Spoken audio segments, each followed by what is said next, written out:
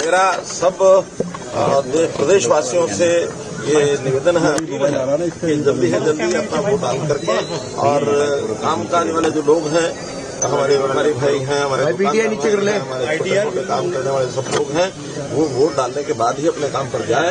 सरकारी छुट्टी है, इसलिए उनको कोई समस्या ज्यादा नहीं है। करनाल को लेकर आप क्या कहेंगे, क्योंकि नजर हॉट सीट पर बनी हुई है?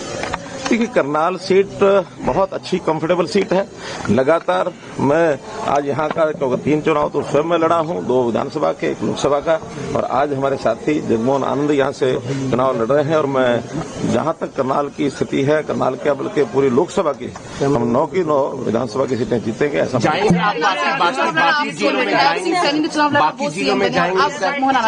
बाकी जिलों में देखिए, जगमोहन आनंद हमारे बहुत अच्छे कार्यकर्ता हैं और जरूर उनको उचित योग्य स्थान जीत के लिए। कांग्रेस की आश्वस्ता का कांग्रेस के घर में जितनी निराशा है, जितना उनके यहाँ अफरा तफरी मची हुई है, उसका आपको पता है कि नहीं पता, मुझे पूरा पता है। पूरी अफरा तफरी मची है, निराशा। सर, आप कोशिश कर रहे थे हुड्डा जी के बीच में जो तनाव है, लेकिन वो कह रहे कि फिलहाल ऐसा कुछ भी नहीं। मैं कहता हूँ वो तो आपने भी सुन लिया, मैंने भी सुन लिया। जो उनका तनाव है वो जगजाहिर है, जो बाहर आता है, और इसका मैसेज केवल 2 नेताओं का नहीं है, जनता में भी उसका मैसेज है। जनता में भी बहुत बड़ी निराशा कांग्रेस को लेकर के बनी हुई है। कोशिश कर रहे थे शहजाद जी आ जाए, लेकिन तवज्जो भी चले गए। देखिए, मेरी कोई कोशिश नहीं है, मैंने तो अपनी एक ऑफर दी हुई है कि कोई भी आता है उसके लिए यानी द्वार खुला है।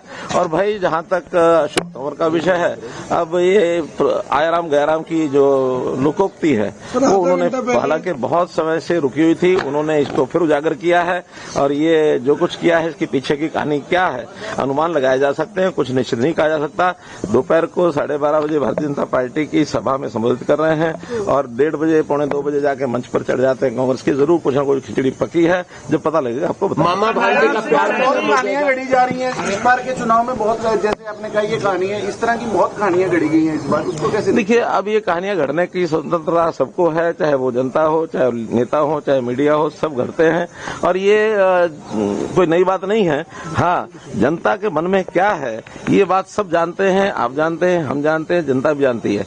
8 तारीख को सायंकाल तक, दोपहर तक ही इसका सारा परिणाम सामने निकलेगा, तो आपको पता लगेगा। करोड़ रुपए की हेरोइन और कोकीन पकड़ी गई, उसकी तस्वीर दीपेंद्र हुड्डा के साथ। कांग्रेस की जो एक मूल स्वभाव, वो इस प्रकार के लोगों को संरक्षण देना, और ये इसमें से साफ जाहिर होता है कि इतनी बड़ी जो कोकीन की एक खेप पकड़ी गई है, इसका मतलब हरियाणा के नौजवानों को नशे की ओर धकेलने का काम उनकी पूरी प्लानिंग है। और इस प्रकार की प्लानिंग को हमारी प्रदेश की जनता समझती है। जैसे नौकरियां बेचने की बात खुले रूप से उन्होंने कह दी है।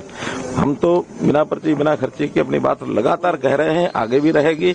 और गांव के लोगों के सिर चढ़ के ये जादू बोल रहा है, लेकिन वो बाज नहीं आए हैं। जैसे पहले करते थे, वैसी नौकरियों को बेचने का काम आज भी वो करने के लिए तैयार हैं कि हम आएंगे तो नौकरी बेचेंगे। लेकिन अगली बात यह है कि ना 9 मण तेल होगा, ना राधा नाचेगी, उनको आने का कोई विषय नहीं है। इस बार मैं समझता हूँ जो पहली बार 14 का जो हमारा रिजल्ट था, उससे भी ज्यादा बढ़कर के आएगी। और मैं समझता हूँ 50 से ज्यादा बहुत बहुत धन्यवाद।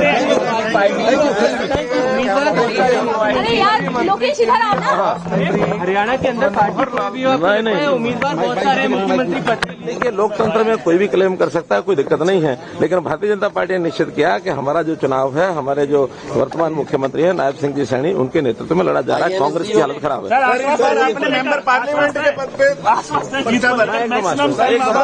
वोट दिखा दीजिए सर, वोट दिखा दीजिए। तो कैसा महसूस कर रहे हैं? वोट डाला, वोट डाला।